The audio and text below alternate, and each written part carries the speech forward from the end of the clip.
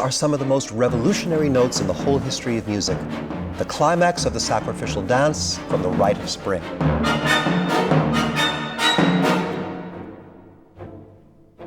Igor Stravinsky wrote the Rite of Spring in 1913. It redefined what music could be, much as Beethoven's Eroica had done a century before.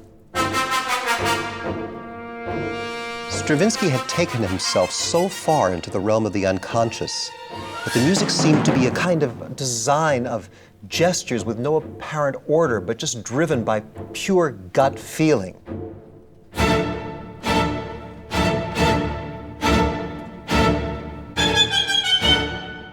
What makes this piece stand apart from anything written before is the rawness. It's refined, but it's savage. It's so primitive and so earthy.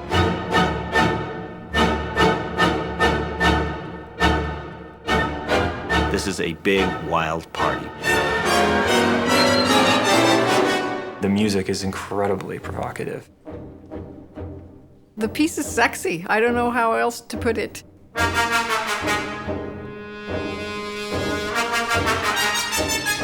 It's a lot like rock and roll.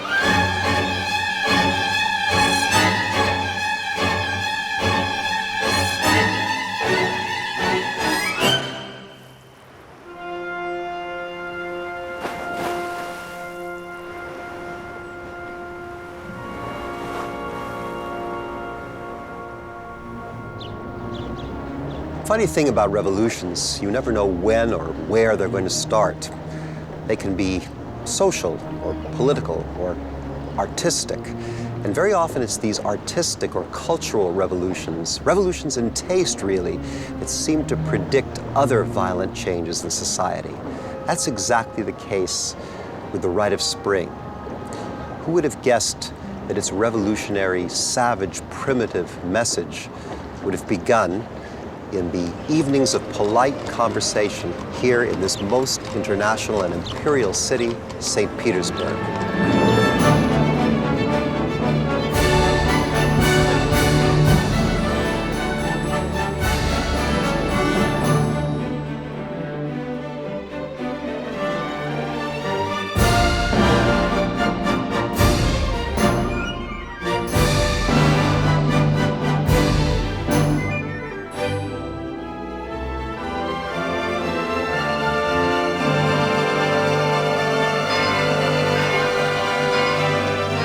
Now in St. Petersburg at this time, there was an unusual situation in that everything that was in fashion seemed not to be Russian. The architecture, the music, even the language that the best people spoke was French, a foreign language.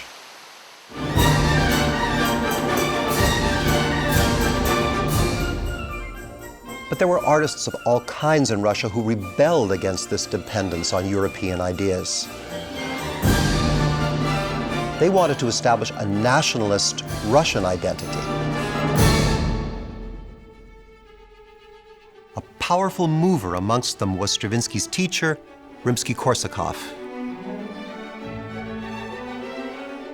Rimsky had been a member of the so-called Mighty Handful, a group of adventurous, original young composers who back in the 1860s were already writing music that truly sounded Russian.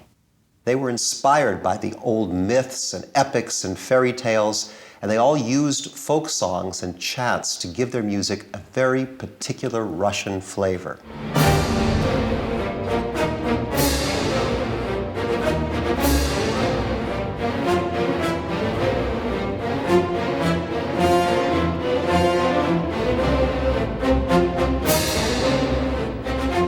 Rimsky was a generous man, and he spent a lot of time editing and thus rescuing works by his original but less disciplined colleagues.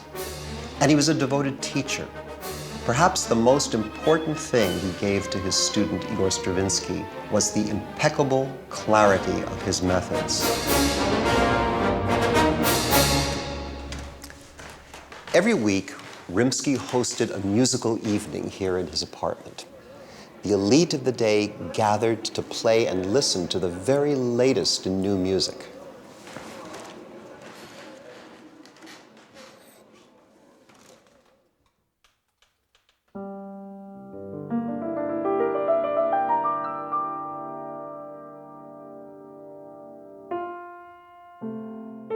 Stravinsky was a great watcher and listener. He had immense curiosity. When I was a youngster in Los Angeles, I met him and played for him, and I can remember the intense way he peered at the score as if he were decoding it.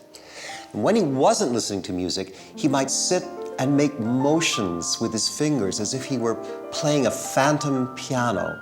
It was clear that lots of his musical ideas were coming to him through his fingers.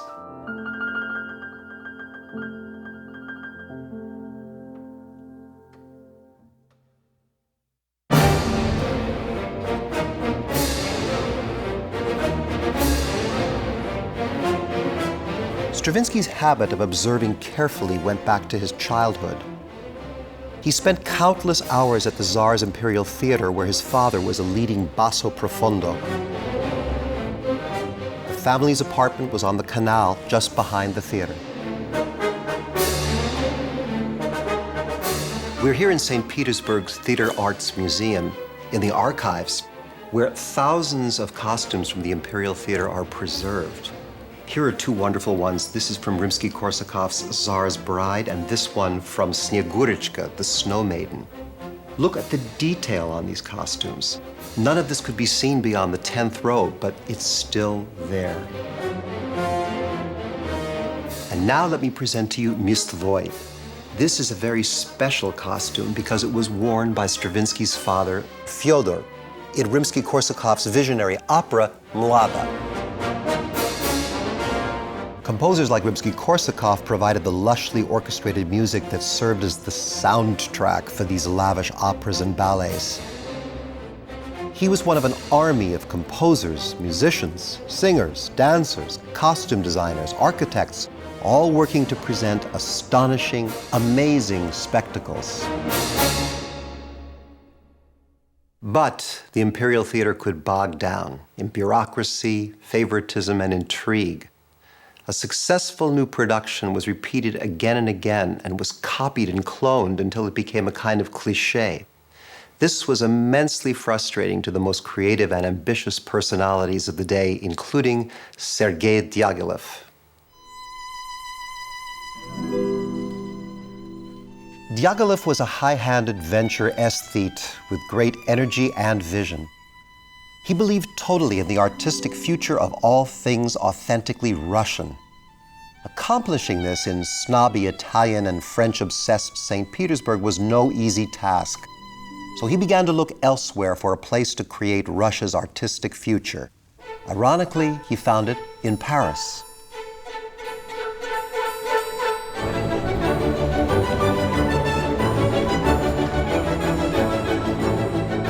Diaghilev knew Paris well.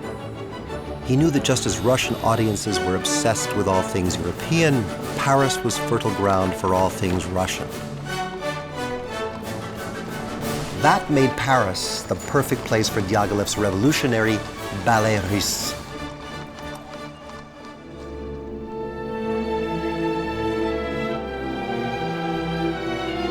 Diaghilev had imagined a new ballet company that would confirm everybody's fantasies about Russia. Featuring the exotic, the erotic, and the occult, he astonished the world with the first season of his ballet russe, which showcased superstar dancers like Vaslav Nijinsky. For his second season, Diaghilev had promised a lavish new ballet, but a crisis loomed when he was unable to find an acceptable score. Taking a big risk, Diaghilev turned to the young, untried Igor Stravinsky, who delivered the music we now know as the Firebird.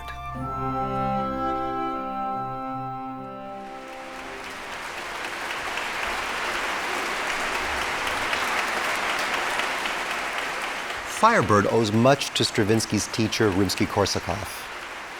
That tradition of passing musical ideas from one generation to another also motivates our family concerts at the San Francisco Symphony. Now, Rimsky-Korsakov, Stravinsky's teacher, produced an opera called Mlada, which was a big epic piece about pagan gods of ancient Russia.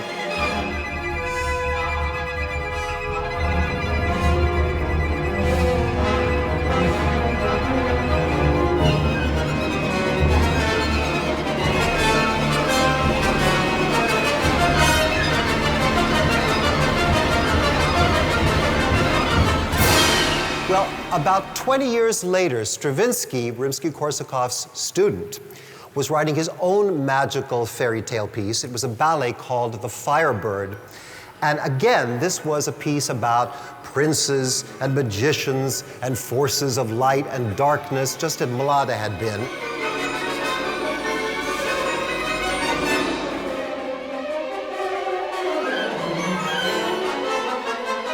In Firebird, Stravinsky not only used his teacher's techniques, he even used some of the very same notes.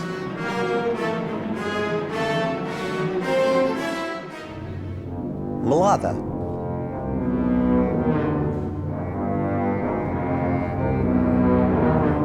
Firebird.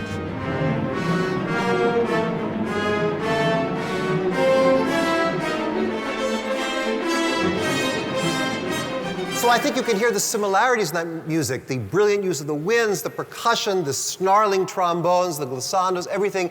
In other words, Stravinsky really began his musical revolution by using his teacher's music, that Russian fairy tale music that his teacher had perfected.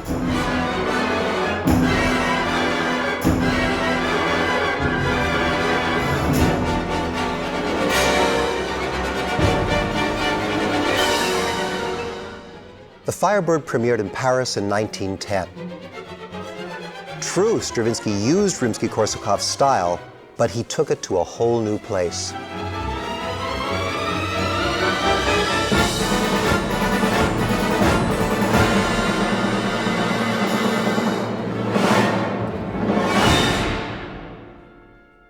However, Stravinsky had larger ambitions. He didn't want to spend his life writing fairy tale music about swans, firebirds, and other winged creatures flapping around the stage. He wanted to bring music back far closer to its primal origins, to a time when people danced to celebrate their relationship to the earth.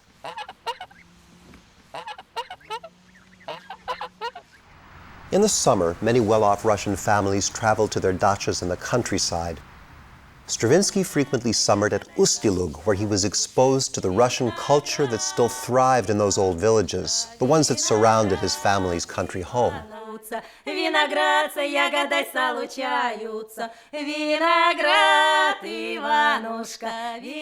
the villages, people were still close to the cycles of the earth, and they celebrated the times of planting and harvesting and the mysteries of gods and fate that determined everything.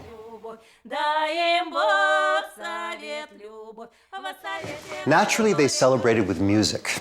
In the villages, the people made an abandoned kind of music with whatever they had, their natural untrained voices, their hands and feet, and instruments which very often they had built themselves.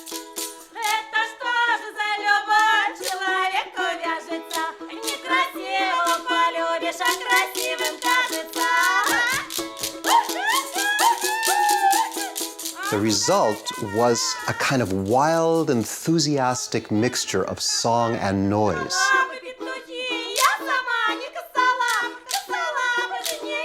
This kind of music making made an enormous impression on the young Stravinsky. What he wanted to do was to use the sophisticated symphony orchestra to evoke the wild power of village music, the way it sounded and the way it must feel to the people who were making it.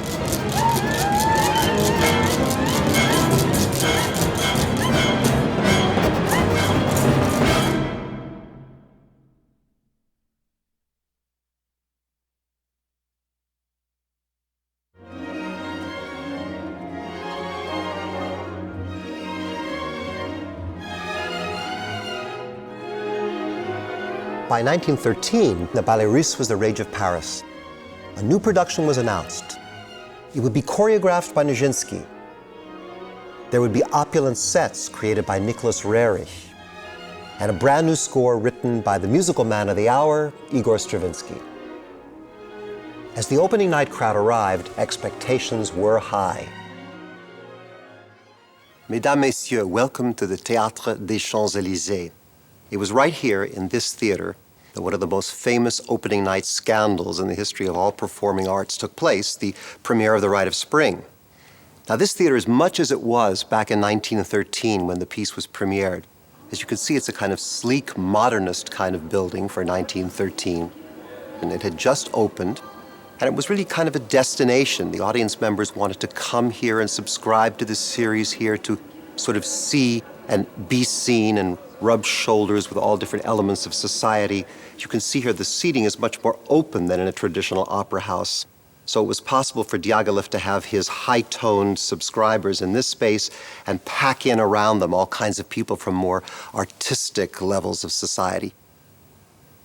Of course, Stravinsky was not seated up here with the patrons. He was down on the orchestra floor. In fact, in seat 20 in row M, there he was, well installed to hear the performance and, of course, easily make his way to the stage to accept his applause. Or things didn't turn out quite as he expected.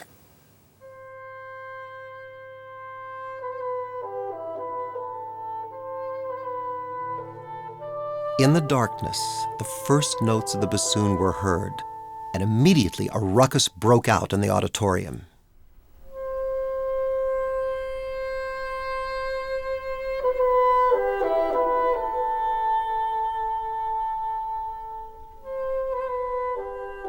The opening bassoon solo, because it was in the highest register of the bassoon, many people in the audience didn't know what instrument this was. And one of those very famous audience members was the composer Camille Saint-Saëns, who was said to have turned to his neighbor and said, "What is that instrument?" And the neighbor said, "Why, that's the bassoon, maestro." And Saint-Saëns said, "If that is a bassoon, I am a baboon." Then, as the lights came up on the first tableau with that yum, bum, bum, bum, bum,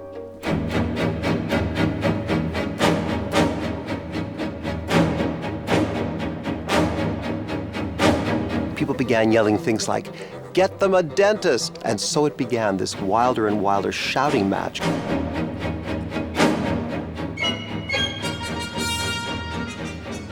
It became difficult even to hear what the music was.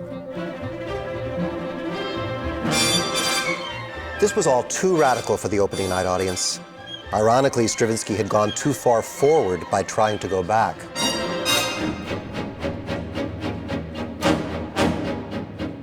He wants to go back to ancient times, to a time of a huge, untouched landscape within which a few little tribespeople will gather once a year to celebrate their fundamental relationship to the earth. As the raw material for this, Stravinsky goes to the actual dance tradition of villages within Russia. He gets a book that's meant to contain all kinds of folk songs which have their roots in those pagan rituals. Now, amongst the tunes that caught his eye as he looked over this book was this one.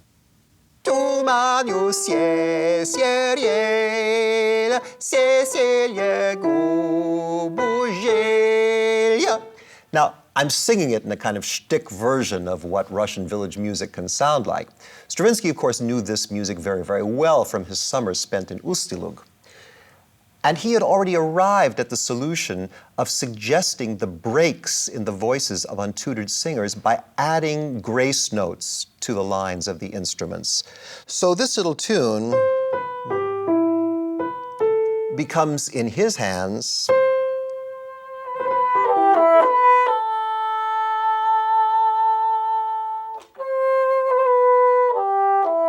it's much freer, wilder, improvisatory. And now he has to figure out what instrument can play this. I mean, after all, the instruments of the orchestra are modern, perfected instruments of great sophistication. They have no relationship anymore to the primitive village instruments that were played in ancient times, the instruments that people made with their own hands that weren't in tune with anything else, the odd squeaks and belches and strained, out-of-tune sounds that they produced.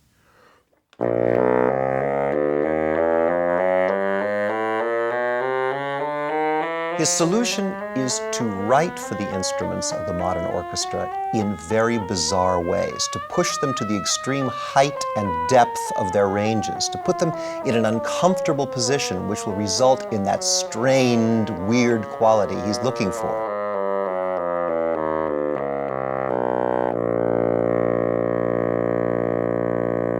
Putting a melody into an unusual range on an instrument, even if the player is playing in that range well, gives an exotic quality to it that the composer just wouldn't have gotten if, for instance, Stravinsky had written this solo for the English horn.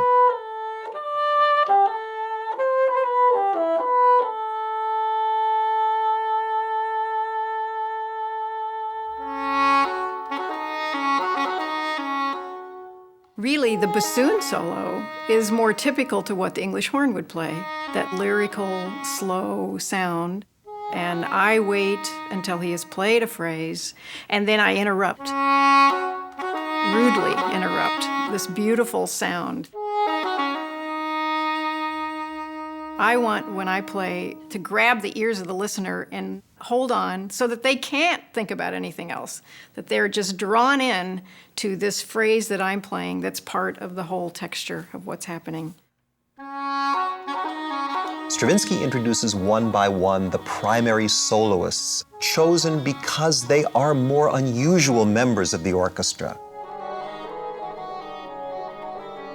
The purpose of the music was to set out primitive tendrils that drew you back through time.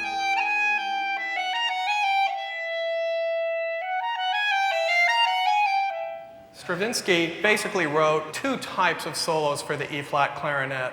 Later on in the piece, you'll get to hear me essentially sound like some sort of howling, screeching crazy man. But earlier on, he uses the clarinet kind of, I think, to symbolize the voice of what might be the shaman. So this is one of our shaman solos.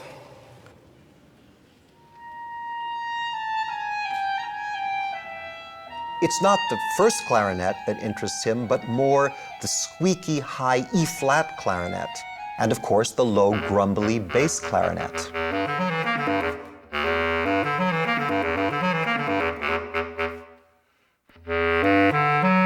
And everything's going along okay, and all of a sudden the bass clarinet comes in just like, you know, everything's going along and boom, it just sort of falls in. And it doesn't just fall in, but it's just like, you know, like a meathead.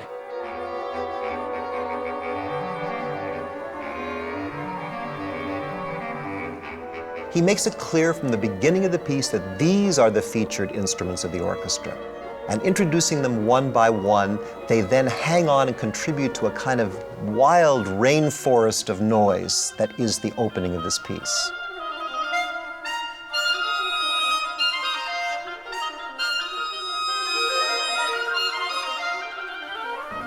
Bum, bum, be-dum, be-dum. Stravinsky wanted that to sound like asparagus shoots growing up out of the ground.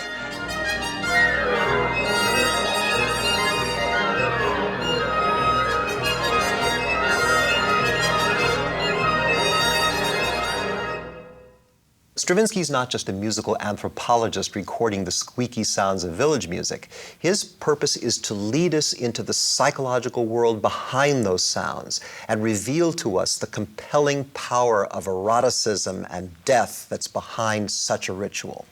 He gives us a warning he's about to start this by introducing this ostinato.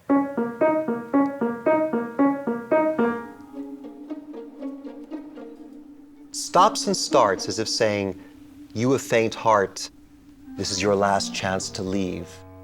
The whole introduction, all these interjecting things that really feel like they don't make any sense, but they evoke this sort of feeling of restlessness. And then the dun, dun, dun, dun, dun. I mean, it just scared people.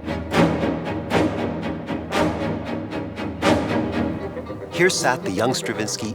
Now, of course he was nervous because he knew that avant-garde pieces are risky in Paris. After all, decades before, Wagner's opera Tannhäuser had been booed off the stage at the opera. And the audience in a theater like this can be vociferous in its comments. I myself have had the experience of having someone in the audience yell, "Quelle soirée!" What an evening, after I had played a clangorous Copland piece. But the danger was the exciting part of it. Besides, he had had great success here in the past. So what could he do as he listened to that Paris audience making a kind of roar, a kind of class warfare? It was too much. He panicked. He knew he had to intervene. He got up and went backstage. Stravinsky took the orchestra, which has a history of being associated with high society and high culture, and brought it to this carnal, bestial, earthly level. It's probably terrifying on a certain level, just trying to figure out, oh my gosh, it's you know, how much more violent can this thing get? It was people weren't ready for it. They just weren't ready to experience this, you know, this raw energy.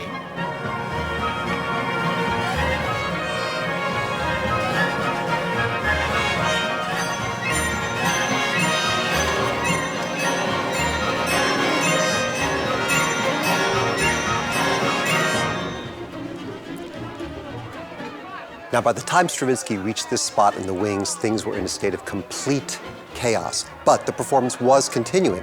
What Stravinsky didn't know is that Diaghilev had instructed the conductor, Pierre Monteux, to keep going no matter what would happen. So Diaghilev may have expected there'd be some kind of ruckus at the performance. But back here, the situation